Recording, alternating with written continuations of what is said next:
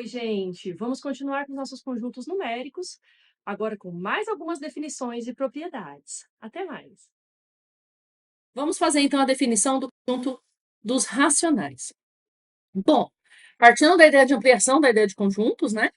A gente tinha números naturais, colocamos aí, inserimos a ideia do oposto, e agora a gente vai aí colocar os números, meus alunos chamam de números quebrados, né? Os números racionais são os decimais, as frações. Então, assim, nós definimos os números racionais, né? Racionais vem de razão, né? Então, são todos os números, o que está escrito aqui? Ó, os racionais, a gente escreve como Q, que vem de quociente, é todo elemento x, todo número x, tal que x pode ser escrito como uma fração, sendo que esse A, que é o numerador, é um número inteiro, e esse B, ele é, ó, o que, que acontece aqui? O que está escrito aqui? B pertence ao inteiro estrela, inteiro asterisco, ou seja, quando eu coloco esse asterisco, eu tiro a possibilidade desse B ser o zero, tá? Primeiro mandamento da matemática, né? Não dividirás por zero, tá? Então, é uma fração onde esse B aqui, que é o divisor, não pode ser um número zero. Então, o que, que acontece aqui? De novo, a gente tem... Então, entra aqui todas as frações e todos os números que podem ser representados com fração. Então, se a gente voltar aqui, ó, todos os números inteiros, eles podem ser representados como fração, basta colocar denominador 1, ok? Então, todo mundo que é natural tá aqui é inteiro, todo mundo que é inteiro também é racional, basta eu considerar o denominador 1. E aí a gente ganha todas as outras frações, ou todas as outras, todos os números decimais, porque todos os números decimais, quando eles são finitos, a gente consegue escrevê-los como fração. Imagina aqui, né? 0,237. Eu consigo escrever isso aqui como 237 dividido por 100. Opa, dividido por 1000, né? 3 casas decimais, né? Sim. Então, a gente ganha aqui, ó, escrevi como fração, então quer dizer que esse número aqui também é um número racional. Quem que a gente perde aqui? Aqui, a gente perde aquelas raízes que não são inteiras, tá? Porque, por exemplo, se eu colocar aqui a raiz de 25, a raiz de 25, ok, é um número inteiro, né? Então, eu consigo escrever ele 5/1, ele é racional. Agora, esses números aqui, cujas raízes não são inteiras, então, elas não são racionais. A gente escreve que não pertence aos racionais, tá? A primeira confusão aqui que saiu aqui nos números racionais é a raiz de 2, né? Que é a hipotenusa a diagonal de um quadrado de lado 1. Né? Se você tiver um quadrado de lado 1, for calcular a diagonal, você vai ter aí por Pitágoras que vai dar raiz de 2. Né? E aí foi que a gente não conseguiu, foi o primeiro problema aí, né? Que a gente não conseguia encaixar nos racionais, tá? Então, aqui os racionais já aumenta muito, né, a nossa ideia aí de conjuntos. E, de novo, se a gente soma dois números racionais, se a gente soma duas frações, o resultado ainda é uma coisa possível de ser escrita como fração. Então, é fechado para soma, para adição, né? É fechado para o produto. Aqui a gente tem a ideia do oposto. Então, por exemplo, quem é o oposto de A sobre B? É o menos A sobre B, tá? E quem é o inverso de A sobre B, né? O inverso de A sobre B vai ser aquele valor, né? Aquela fração que quando eu multiplico por A sobre B vai dar o 1, né? Que é o elemento neutro lá do produto. Então, o inverso de B sobre A, aliás, de A sobre B é B sobre A. Tá? Por quê? Porque se eu fizer A sobre B vezes B sobre A, vai ficar AB dividido por AB, ou então usando a regra do cancelamento aqui, né? Fica 1, tá? Por isso que é inversa aí, tá? Lembrando, como que a gente faz o produto de duas frações, né? Se eu tenho A sobre B vezes C sobre D, ó, duas frações se multiplicando, então vai ser A vezes C, B vezes D. A soma, a gente costuma aí, né, usar a questão do mínimo múltiplo comum e tudo mais, mas assim, algebricamente a definição da soma seria o seguinte: se eu quero somar AB com CD, eu posso pegar o mínimo múltiplo comum, mas basta que eu pegue um múltiplo dos dois, né? Aqui meu novo denominador pode ser o produto dos dois, tá? E aqui, ó, na hora que eu faço a divisão aqui, divide pelo de baixo, multiplica pelo de cima, fica assim, ó. Se eu pego PD e divido por B, fica D. D vezes A, AD. Tá? A mesma coisa aqui, né? B vezes D dividido pelo D, daria B vezes C, BC. Então, quer dizer, isso aqui é a formulinha, né, da soma de frações, né, da soma de números racionais, sem usar a ideia do mínimo múltiplo comum, né, usando a ideia de um múltiplo comum aqui, tá? Essa é a definição básica que vocês encontram aí sobre conjuntos numéricos. Então, até agora a gente já tem os números naturais, que a gente usa para contar.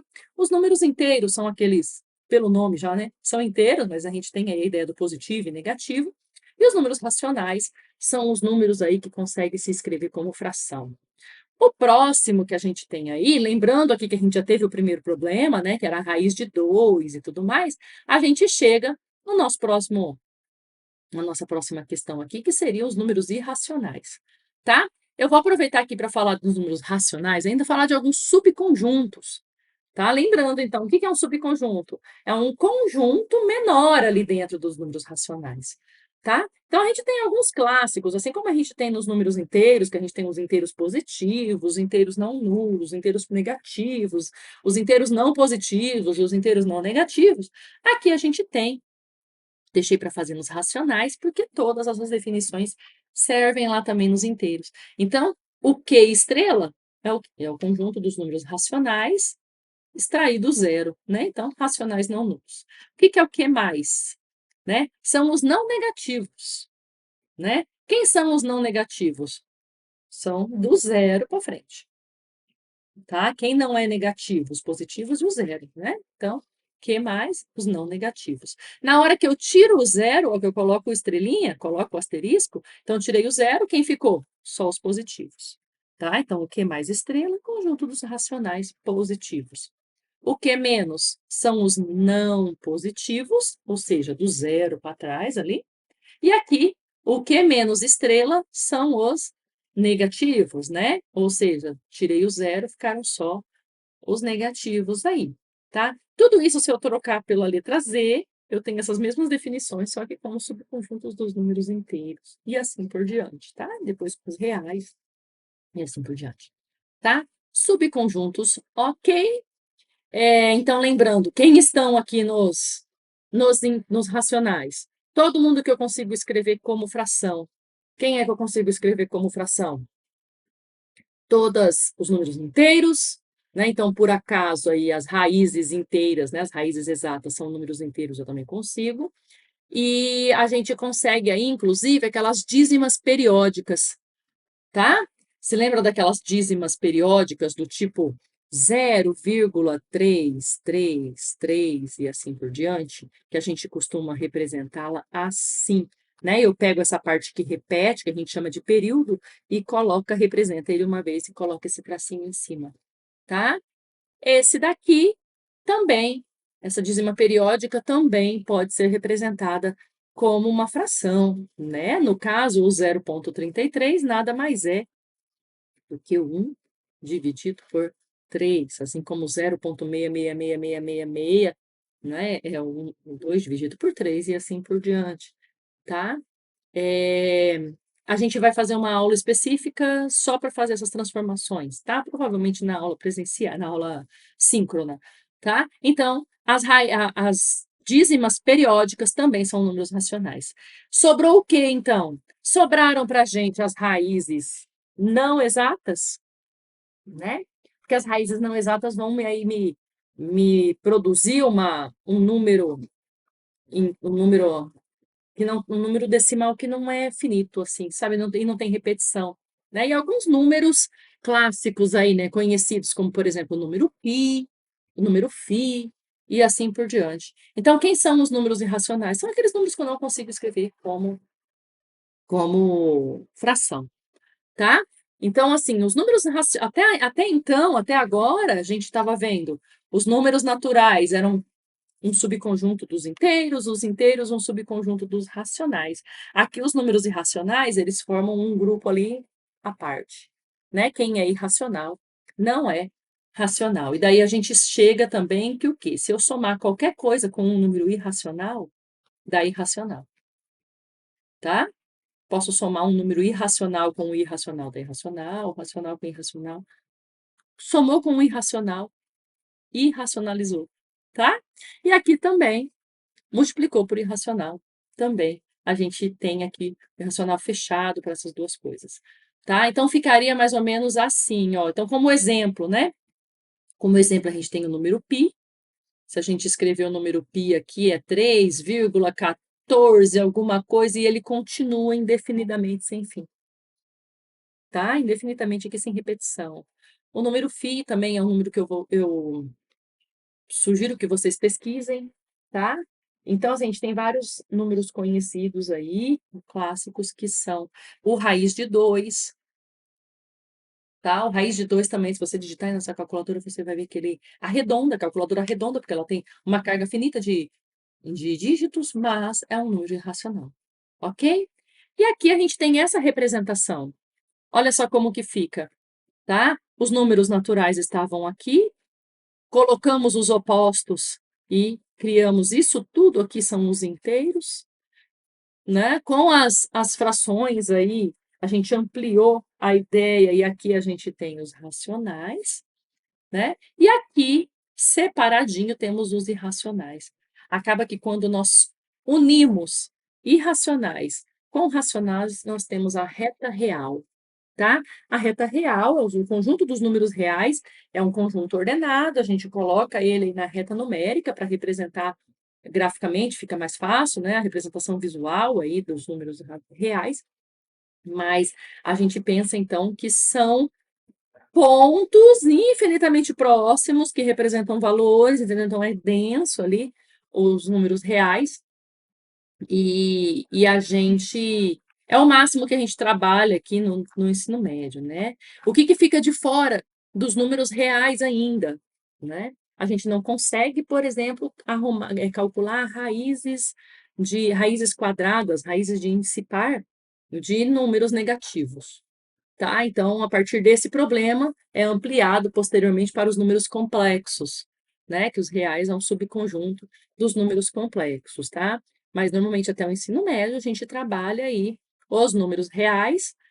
O pessoal de cursos técnicos na área de eletrônica trabalha com a representação dos complexos, então, a gente tinha na BNCC previsão de números complexos, mas a gente tinha nos PCNs, aliás, a BNCC conseguiu cortar aí, não arredonda, não aconselha, mas não indica mais os números complexos do ensino médio, tá? Mas é interessante que a gente pesquise em paralelo, tá? Então, aqui tem a representação geométrica da reta real, a gente chama de reta real. Então, o que é a reta real? Ela é uma reta ordenada, tá? O sentido positivo é o sentido esquerda-direita, ok? E aqui estão, via pontos, representados por pontos todos os nossos números reais. Então, a gente coloca aqui o zero. Se eu começo numerando aqui de um em um, então eu tenho aqui o um número inteiro, né? O seu oposto aqui, ele fica equidistante ao zero, tá? Então, se eu marco 1 centímetro do 0 a 1, é 1 centímetro do 0 ao -1, são equidistantes. A distância daqui, aqui, é a mesma do 0 até o 2, tá? E aqui a gente preenche, né, esse espaço aqui entre os números inteiros, né, com a infinitude aqui de números, né, de pontos, né, que são os números racionais que temos aqui no meio. Então, juntando tudo, temos os reais, tá? Então, por exemplo, o que é o 1/2? O 1/2 está aqui, ó. Quer dizer, eu dividi a unidade, que é do 0 a 1, em 2, e eu estou usando uma. 1/2 está aqui. O que é o -1/2? É o seu oposto. Então, a distância entre 0 a 1/2, eu reflito ela para cá, né? Faço a reflexão dela para cá e fica -1/2. tá? Coloquei aqui o menos raiz de 3, né? Que vai ser menos 1,7 alguma coisa, tá por aqui representado, né? Número irracional, tá vendo? E tá aqui representado dentro dos reais. 2,9, né? Um número racional, porque é o 29/10, tá aqui. O número π, ó, um número irracional. Então, aqui a gente tem na representação das retas dos reais aqui, o 1, né? Que é um exemplo 0, 1, 2 exemplo de números naturais, né? O próprio 0, 1, só que agora com o menos 1, menos 2, números inteiros. Aqui, o menos 1 meio, o 0, o 1, o 5 terços, o 2,9, números racionais.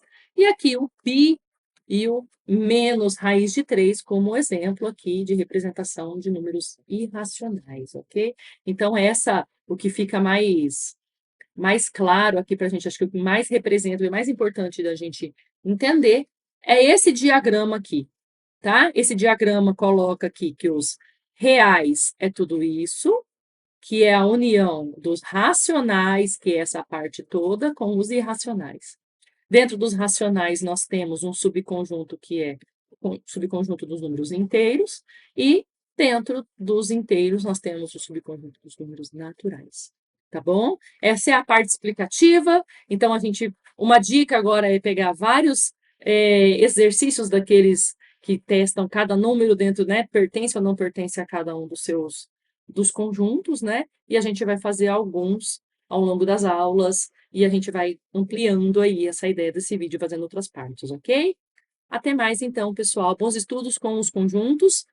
Pesquisem mais exemplos e vocês vão ver que é bastante interessante. Tchau, tchau. Gostou do conteúdo? Aproveita, se inscreve no nosso canal, fique sempre atento com as notificações. Até mais!